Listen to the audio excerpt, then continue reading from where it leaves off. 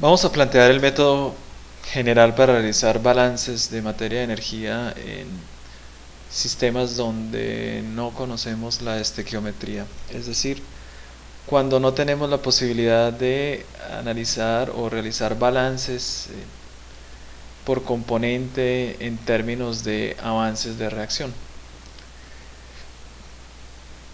La gran diferencia entonces entre los dos métodos, el estequiométrico y el no estequiométrico, es que en el método estequiométrico, como su nombre lo indica, conocemos las reacciones químicas y que junto con cada reacción química vamos a tener un avance de reacción. En el método no estequiométrico vamos a utilizar ecuaciones de balance por ecuaciones de balance de materia por elemento. Y como los elementos se conservan, no va a ser necesario conocer la estequiometría, sino que lo que vamos a hacer es que en estado estacionario nuestros balances de materia van a ser aquí balances por elemento. De resto, todas las demás formas, todas las demás características de nuestro problema van a ser iguales que en el método estequiométrico. Bien, entonces lo que nosotros podemos hacer básicamente es encontrar nuevamente, ilustrar este método a través de un ejemplo que es bastante sencillo. Nos dice que nosotros vamos a tener este proceso de producción, ¿cierto? Donde formaldehído, donde tenemos nuestra sustancia que es el metanol, que va a reaccionar y en medio de esas reacciones va a generar un formaldehído y vamos a tener como subproductos también el hidrógeno como tal y el metanol que no reaccionó.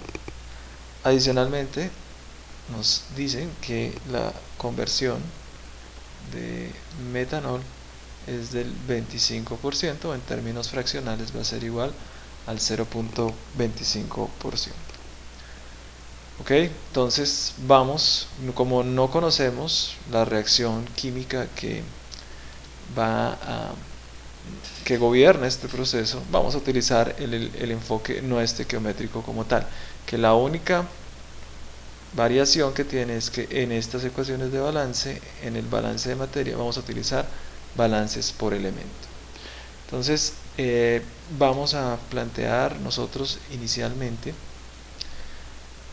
nuestro análisis de grados de libertad para poder determinar cómo nos va, qué tan especificado está nuestro sistema.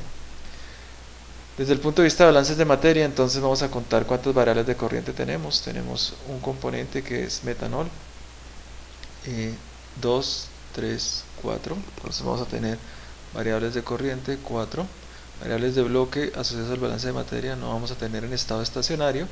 Ecuaciones de balance. Entonces lo primero que necesitamos es determinar qué componentes tenemos. Los componentes que tenemos son el metanol,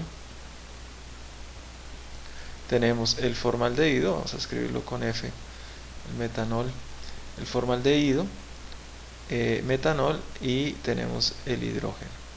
Todas estas sustancias las vamos a poder representar con los elementos carbono, hidrógeno y oxígeno. En teoría, y lo voy a escribir aquí en verdecito, vamos a plantear tres balances. Nos dirían uno correspondiente al carbono, uno correspondiente al hidrógeno, uno correspondiente al oxígeno. Tenemos que verificar siempre si estos tres balances son independientes o no. Ya vamos a ver esto más adelante. Busquemos entonces ahora cuántas variables de corriente tenemos especificadas asociadas a flujos o composiciones de las corrientes. Ninguna, entonces serían 0. Variables de bloque que tenemos especificadas, tampoco. Relaciones, sí, una que es la conversión. Y aquí vamos a mirar los grados de libertad parciales, serían 0. Ahora, esto, si nos damos cuenta, no hay ningún flujo y causa sospecha que ya podamos resolver el balance de materia sin conocer el tamaño del sistema. Lo que levanta sospecha es entonces que necesitamos verificar si realmente estas ecuaciones, estos tres balances por componentes son independientes o no. Pues para ello podemos armar, ¿cierto?, la matriz atómica o plantear estos balances de carbono, hidrógeno, oxígeno a través de la matriz atómica o matriz elemental. Podemos colocar el CH3, el metanol, el formaldehído, que lo vamos a escribir de esta manera, CH2O, y el hidrógeno, ¿cierto? Y entonces generamos nuestra matriz atómica aquí: carbono 1, hidrógeno 2, oxígeno 1, hidrógeno 2, cero. Si ustedes se dan cuenta, aquí podemos identificar que tenemos una dependencia lineal entre el balance de carbono y el balance de oxígeno. Por tanto, en realidad, solamente de estas tres ecuaciones, únicamente dos van a ser independientes. Entonces, si dos van a ser independientes, eso implica que en este caso debemos escribir que las ecuaciones de balance que tenemos son 2 y que los grados de libertad parciales van a ser 1, como correspondería, porque sabemos que debemos colocar una base de cálculo porque no conocemos el tamaño del sistema. O damos un flujo de calor o damos un flujo en alguna de estas corrientes que tenemos. Por tanto, entonces aquí ya analizamos que este sistema realmente tiene dos ecuaciones de balance que son independientes. Ahora, variables de corriente asociadas al balance de materia-energía tendríamos 4 más temperatura y presión, cada una en 2 por cada corriente, entonces serían 4. Variables de bloque que tenemos, nada, que viene del balance de materia, pero 1, que es este flujo de calor. Ecuaciones de balance, pues dos ecuaciones de balance por componente que tenemos, más un balance de energía. Adicional a ello, vamos a plantear qué conocemos de variables de corriente que se encuentran especificadas. No tenemos nada con relación al balance de materia, pero conocemos temperatura y presión de cada una de las corrientes, entonces tenemos aquí 4. Variables de bloque que se encuentran especificadas, no tenemos ninguna relación, la única que tenemos es la asociada a la conversión. Y entonces de aquí los grados de libertad parciales serían el número de variables que tenemos, que serían 9 variables que maneja nuestro problema, y tenemos 8 fuentes de información, tenemos un grado de libertad parcial. Si nosotros colocamos una base de cálculo aquí de 100 kmol hora, tendremos entonces esa base de cálculo afecta al balance de materia y afecta al problema completo. Aquí serían 0 y aquí serían 0. Por tanto, el sistema completo está especificado, completamente especificado, y aquí nos está diciendo que el balance de materia lo podemos desacoplar del balance de energía. Ok, entonces una vez nosotros tenemos esto, vamos a plantear nuestras ecuaciones. Entonces podemos colocar nuestras ecuaciones. Las primeras pues es el balance de materia. Vamos a trabajar balance por componente, entonces aprovechando que ya tenemos la matriz elemental o la matriz atómica, podemos plantear el conjunto de ecuaciones que nos permiten realizar el balance por componente. Vamos a escribir entonces que sería metanol, que es lo mismo que el CH3OH, metanol que sale, vamos a colocar aquí corriente 2, corriente 1, metanol que sale, menos flujo molar de metanol que está ingresando, formaldehído que sale, él no ingresa, y el hidrógeno sería flujo de hidrógeno que está saliendo en la corriente número 2, y esto debe ser igual a 0, 0, 0. De aquí sabemos que únicamente vamos a elegir entre las ecuaciones que son independientes, es una entre el carbono y el oxígeno, una entre esas dos, y la otra el hidrógeno. Entonces solamente con dos vamos a tener, solamente vamos con dos, una de las amarillas y la azul.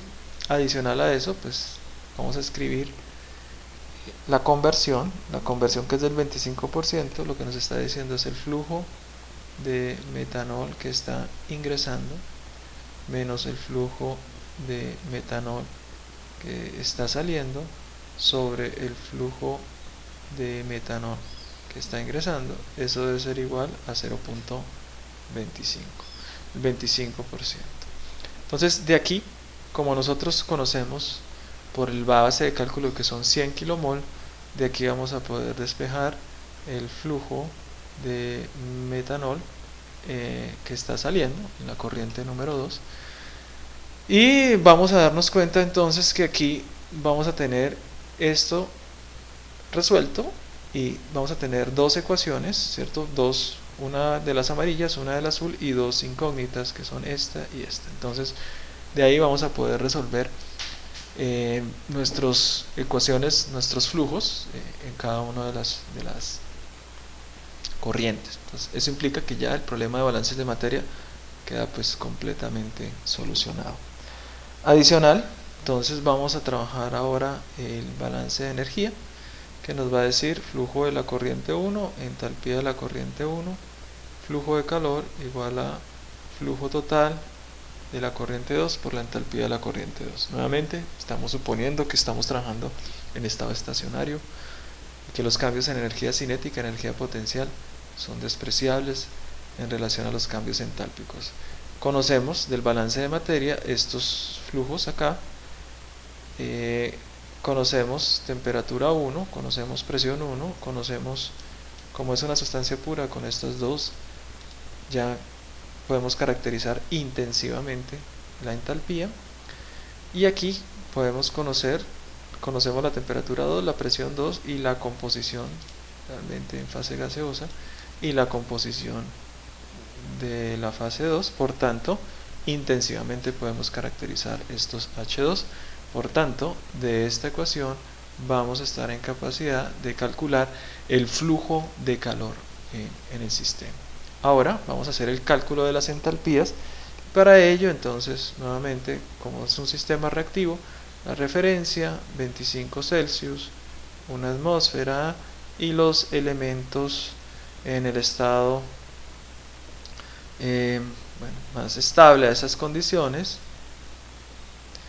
y eso implicará entonces que el HI, ¿cierto?, a 25 Celsius, a una atmósfera y en la fase que se precise va a ser igual al delta H de formación de I en la fase que se precise como tal. Listo. Ahora entonces lo que vamos a hacer es ya plantear entonces la entalpía en la corriente 1, como es en fase gaseosa, como es un fluido, va a ser la entalpía de gas ideal a las condiciones T1, presión 1,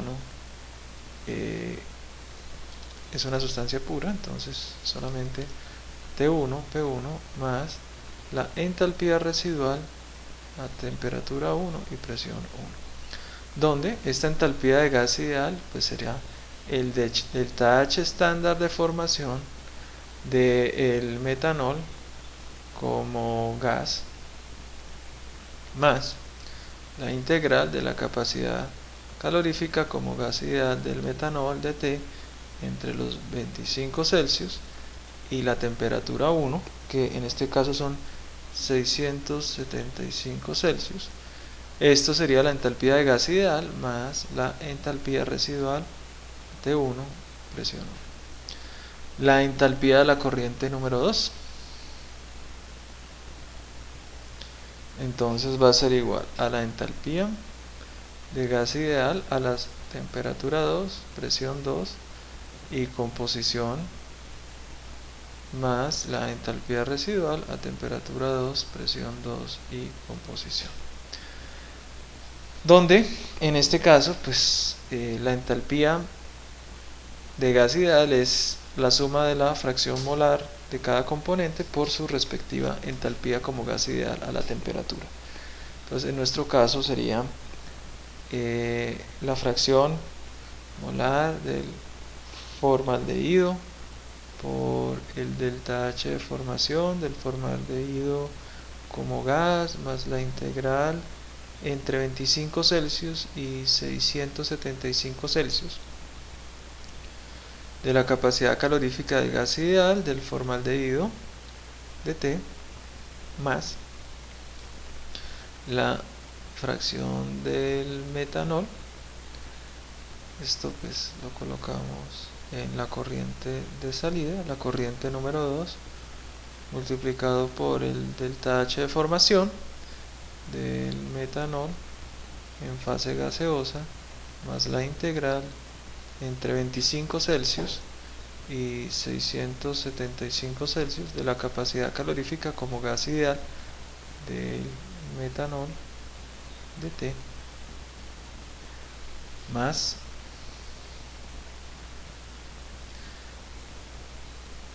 fracción del hidrógeno, factor del delta H estándar de formación del hidrógeno gaseoso más la integral entre 25 Celsius y 675 Celsius de la capacidad calorífica como gas ideal del hidrógeno. Entonces todos estos términos hasta acá nos dan la entalpía de la mezcla como gas ideal, y finalmente para pasar la mezcla de gas ideal a gas real pues vamos a utilizar la entalpía residual, la temperatura 2, presión 2 y la composición 2, que nuevamente pues recordamos que esto depende de una ecuación de estado que describa la mezcla.